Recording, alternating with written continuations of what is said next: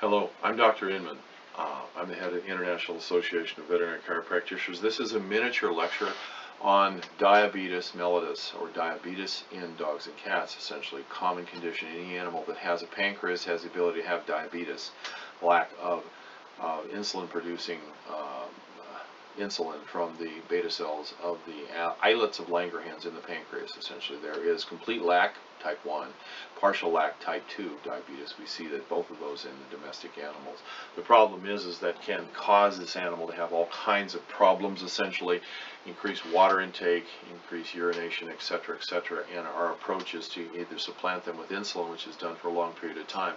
A lot of the class 2 or type 2 diabetics, especially canine, essentially are at that level because their pancreas is just not functioning correctly. And of course, we're going to blame that continually on lack of neurological supply, autonomic neurological supply, and blood supply to the actual gland of the pancreas. Now, when we use the somatovisceral therapy in treating these animals, a lot of them can go from a borderline condition where we can handle them with products like glipizide because they're not completely horrible diabetic yet, and we can actually push them by putting more blood supply into the tissue. We can push them back to a normal functionality where they're not polydipsic, polyuric, urinating everywhere, and drinking water like crazy, essentially, in their water intake. And also their blood glucose can be easily evaluated with just adjusting.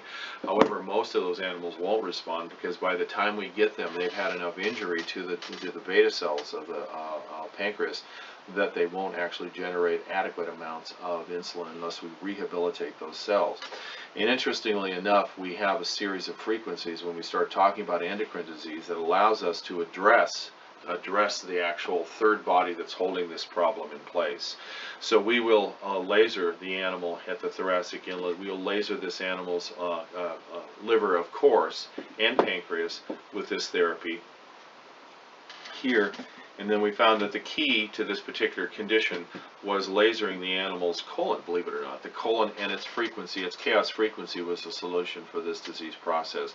This particular colon, the colon holds in place the kind of like the third body that holds a problem in place for both this and Cushing's disease and also Addison's disease.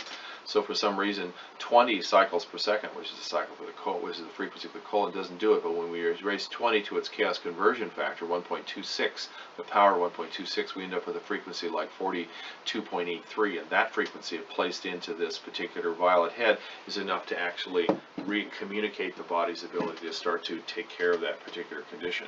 So in this regard, we're able to go ahead and address this condition and see how this happens. Now, I would suggest to you that you need to be very careful about this. The VOM technology and the laser therapy has never injured an animal, has never caused a problem outside of healing the animal. However, one animal was treated with this successfully, but by a Dr. Eric, I won't have his last name, but Dr. Eric told the client that they need to basically discontinue the insulin that the animal was on. And so as he started to laser this animal's blood insulin came up, and then of course that caused the blood glucose to go down again on a weekend, when in fact the animal was basically now low glucose, hypoglycemic. And the owner in the past, whenever the animal was hypoglycemic, they would consider giving the animal insulin or the only medicine that they had. So against their doctor's orders, they blasted the animal with insulin, and the animal passed away because the technology was actually reestablishing normal insulin levels.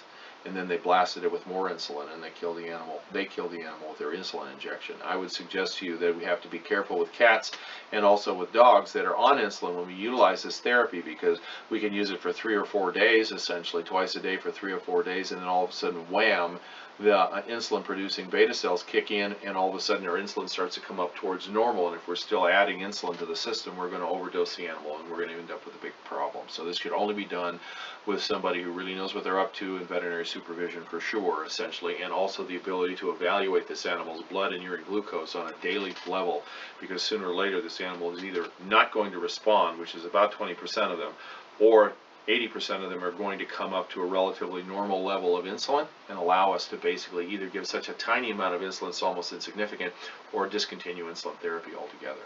This has been a lecture on diabetes mellitus in the dog and also in the cat. In the cat, very commonly when we put the cat on insulin therapy, or that is on insulin therapy, that is maintained on insulin therapy, and they're a diabetic, we will take the cat completely off of insulin. Unless they're ketotic, we take them off of insulin completely, and we basically start lasering them and evaluating them daily to make sure that their blood glucose is either coming up to normal or is staying within the normal range, or at least coming close. I would mention to you, anytime we run blood tests on an animal that has an endocrine disease, the body has been inundated with that problem for such a long time that it takes a goodly amount of time, about 3 to 6 weeks, to wring itself out.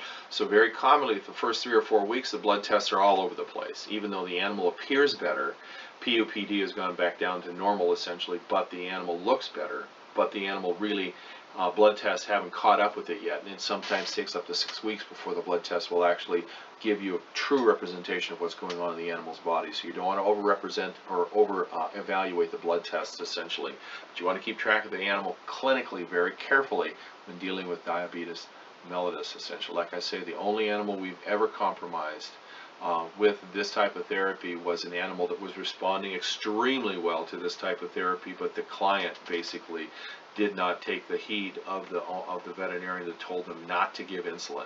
And they did so anyway, and that took the animal's life, unfortunately. So that's not okay, so we don't want you to make that mistake. This has been a lecture on diabetes mellitus in the dog, the cat, essentially, and how we utilize frequency-specific low-level laser therapy, three-headed approach.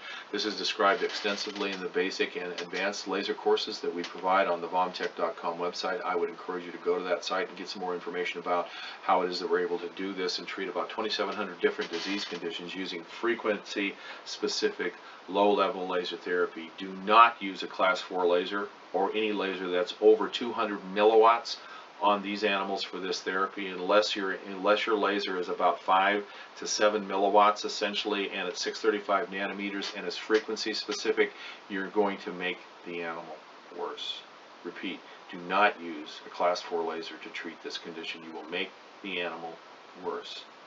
Okay, thank you very much and have a great day.